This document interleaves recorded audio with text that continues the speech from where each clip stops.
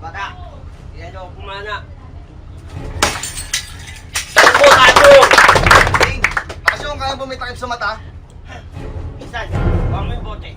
Yun.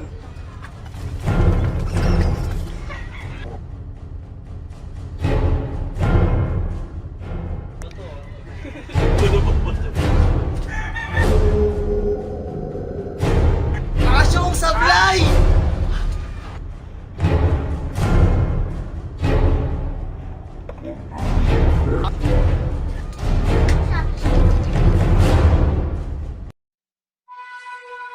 Bakit sa salamin lumapit isang mukhang adik?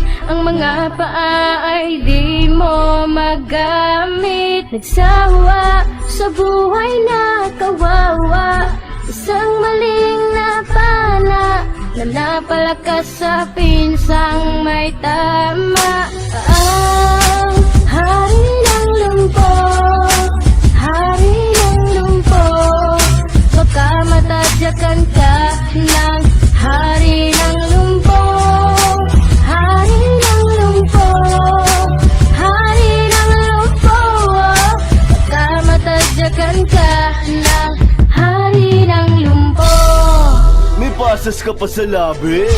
Gusto mo na maghari sa mga lumpo? Minsan sa isang lugar sa Maynila, may taong isang siga, ngunit pa ay mahina. Di makapaglakad pagkat paa ay kay bigat. Kahit pilitin ay hindi na maiunat ang ugat na umurong.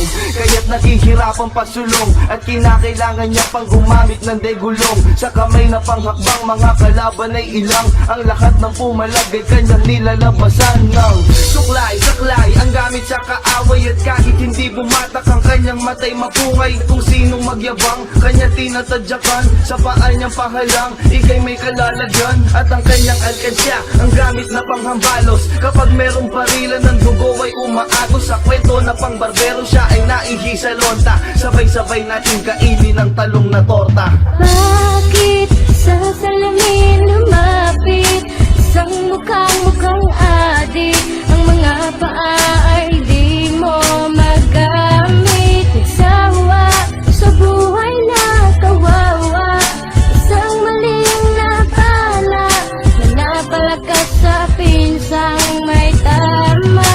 Ang hari ng lumpok, hari ng lumpok, baka matadyakan ka ng hari ng lumpok, hari ng lumpok, hari ng lumpok, baka matadyakan ka ng hari ng lumpok. Sino may sabi sa inyo pumasok kayo sa manukan ko? Akin ang tutang ito! Hindi!